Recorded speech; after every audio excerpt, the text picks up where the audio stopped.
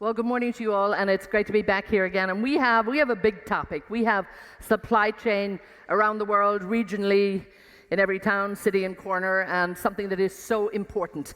And let me get right down to business here, because when we look particularly at the global picture, and I'll start with you, Prime Minister, we look at the global supply chain, and I suppose the state of globalization. We've heard a bit about this over the last day and a half, but how resilient would you say it is? And indeed, where do you think the key concerns still are? Yeah, look, I just say the big picture on this is that we are entering what I call the end of the era of naive globalism. That is to say, I like that, naive globalism. There's been an assumption, I think, on the part of business, an implicit assumption in the post-Cold War era that the differences in political systems and the rivalries between them were a declining or even negligible business risk.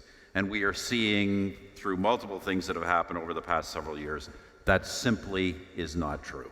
And the consequence of that is going to be that companies, governments as well, but companies and governments are going to have to shorten and de-risk supply and investment chains, taking account of health risks, national security risks, telecommunications risks, you name it. These things are going to be very real.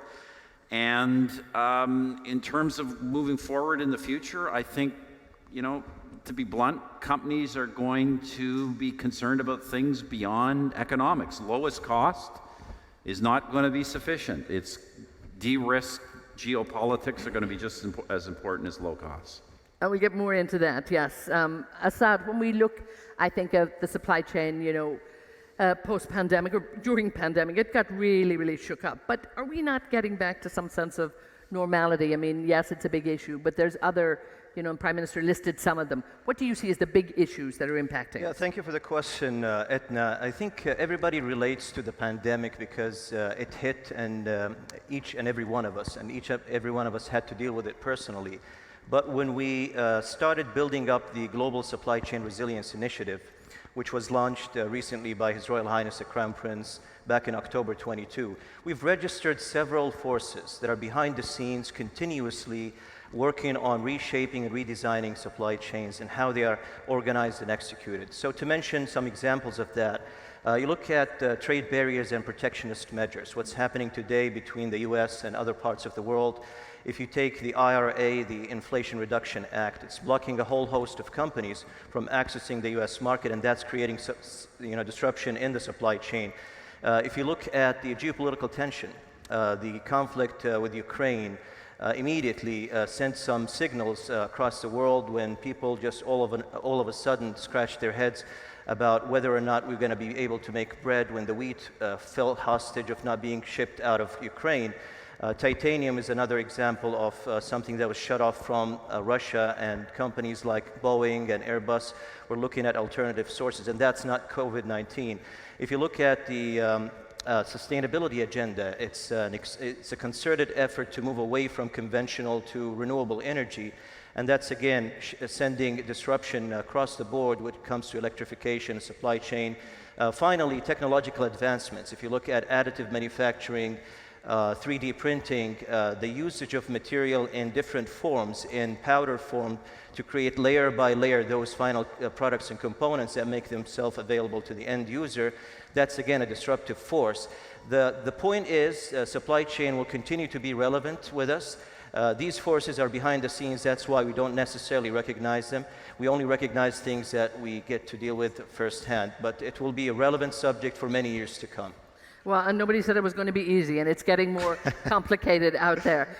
Louis, in an attempt to make it a little easier, talk to us about the US, Mexico, Canada trade agreement, and particularly the top priorities, I suppose, how it impacted GDP. And again, has it created those benefits and eased the situation? Well, good morning, everybody, and thank you for the invitation. Pretty much, just to put it in a framework, USMCA, the trade is $3 million every minute.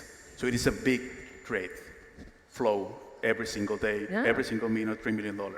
What is happening right now is that if you go back to when this NAFTA was signed back in 1994, the GDP for the USMCA countries was around 31%. China and India had 8% only. Right now, what we're seeing is that China and India have 22%, okay? And then the USMCA countries have 28%. So this reshaping of the world, this moving of the manufacturing from the US and China into other countries, and I agree with what you're saying, is not longer cause an issue. Right now is who can get faster to the market.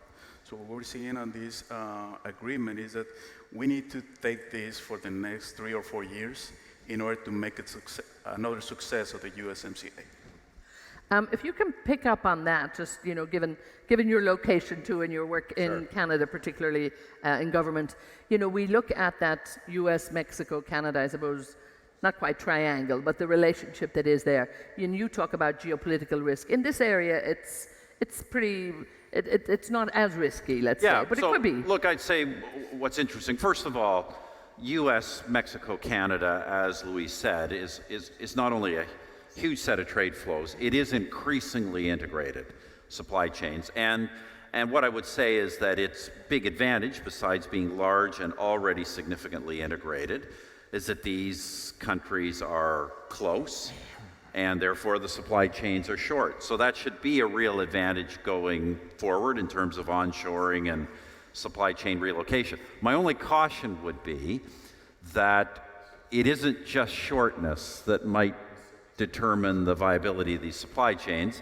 If Mexican governance, or for that matter, Canadian governance, presents risks to the United States, then that could be a mitigating factor against further integration, but hopefully it will not be. So don't get comfortable. Anybody? Too comfortable. Luis, please stay with this for a minute. But when we think of the manufacturing base for the most part, it's still in China, the big manufacturing base. And we look at the minerals of the world. There's a lot of them in that direction too. Talk to me about the industries that are going to be particularly suited to really, building up in this region. I would say it'll be like 4 industries. The first one will be the chips, electronics industry. The CHIPS Act is one of the main ones. Second one will be on the medical device. Third one will be aerospace. That is as well very, very well known.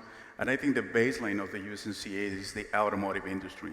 So that is where we need to just create a framework to get the correct supply chains or pieces of the supply chains into this area. And yes, China is still the owner of most of the commodities of the world.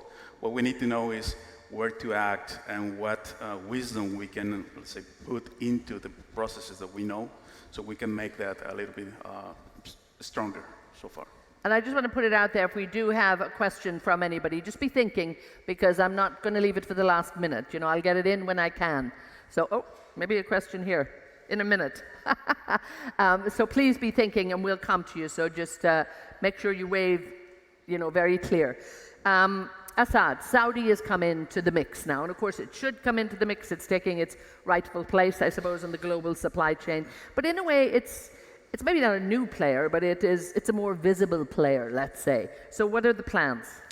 So that's a great question. If you look at different countries and what they've been trying to do to counter this supply chain disruption issue, they're mobilizing their competitive advantages.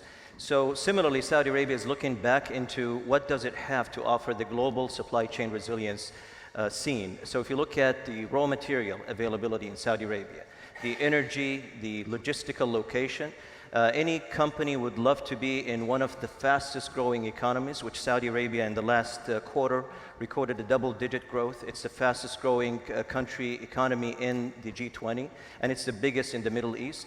So all these put together is a great value proposition that is attractive to those companies who are facing challenges across these different aspects. We're not asking companies to shut down their operations globally, but just to look at Saudi Arabia as an extension to what they're doing for whatever competitive advantage that they're going to gain, and it will affect their bottom line significantly. So I kind of call to action for now, just ask those companies to come and approach us and talk to us about what challenges are they facing in the business scene that Saudi Arabia can be part of their solution. So that's how we're setting up for this global supply chain resilience scene in the future. Yeah. And to really, I suppose, take a second look at Saudi, because not everybody has examined what's going on or knows what's going on in the region.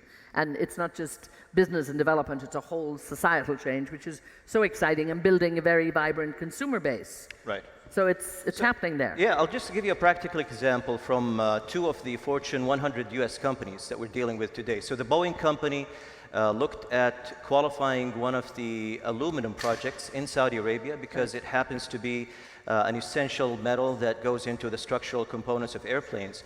So think about it, aluminum sourced from Saudi Arabia, processed through very cheap energy in Saudi Arabia and then logistically shipped from an ideal location. The competitive price tag that goes on that product is very high compared to elsewhere in the world. Raytheon, for example, we've attracted them to do some sort of manufacturing of advanced military platforms in Saudi Arabia for the international market. So companies are becoming more savvy and more wise of what does it make a more competitive edge for their business and where that location is, and they will make a move if you're offering them the right incentives to begin with. So these are practical examples of our initiative. Yeah. Now, Stephen, we used to see Saudi Arabia as up there as number one in terms of who America was looking out for, and we heard earlier this morning on that great global political risk analysis that it's gone down a bit. But we still, in terms of the supply chain and the complementary side of it, I guess, looking at energy needs, even minerals and all that.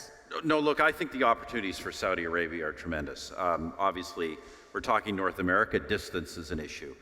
But Saudi Arabia has two enormous advantages. The first is, as Asaad said, you've got dynamic leadership, dynamic economic and social change. And that's going to be frankly, you don't have that many places in the world. So that's going to really be a driver. But on top of that, in terms of building supply chains around Saudi Arabia, you have a blunt reality, which is, as Chairman Yasser said yesterday, regardless of how much we are talking about energy transition, all the evidence suggests that the demand for oil as an essential global commodity will continue to rise every single year for the foreseeable future, and Saudi Arabia remains the dominant supplier. And therefore, in that commodity alone, it is critical for supply chains, and it can build on top of that critical asset. Yeah, it is indeed doing that and diversifying. Let me bring you in here, Lewis. We look at, the buzzwords at the moment are like friendshoring, offshoring, reshoring, nearshoring. Pick one for me and tell me, what's working best and what's the impact, and can we really make this a big manufacturing hub that's going to have sort of teeth to it? Yeah, thank you. In order to be a big manufacturing hub, we need to talk about nearshoring, just being close to the supply chain, being close to where the customer is. Not many people know they associate manufacturing with big companies. Right now, the USMCA, there is a chapter there that considers software.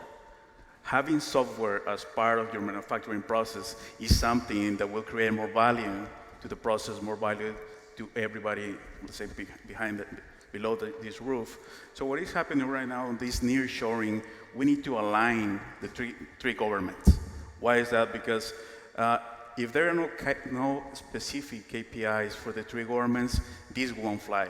As an example, Mexico has a different point of view on how the energy should be treated.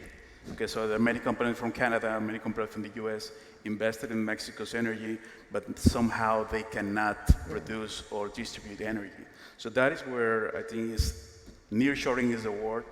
Think about small pieces of the supply chain. Don't think about the big companies just coming in. And as well, give a space to investors. What Asaad is saying is, there's a piece of the puzzle that you can fit in, which is investing, because the talent is already there. And as we wrap this up, let me stay with you and give us a call to action out there for what will make things better and will actually move this faster, and it'll make it a win-win for everybody. What do you say? 30 seconds. I would say the call to action will be to just understand that money and talent move wherever they want. So that is key. So if we don't put the right framework, the money will go, the talent will go, and we will lose this opportunity. The opportunity will be up until 2026, 2030 at the most.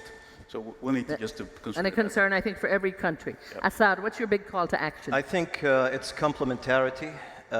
We can't be everything to everyone. Just look at what can we offer you best and seek that value proposition. In that way, we can all work together to the greater good of the global supply chain resilience. I leave you the closing word, Prime Minister. Yeah. A lot going on out there. My call to action is you're making these decisions realism.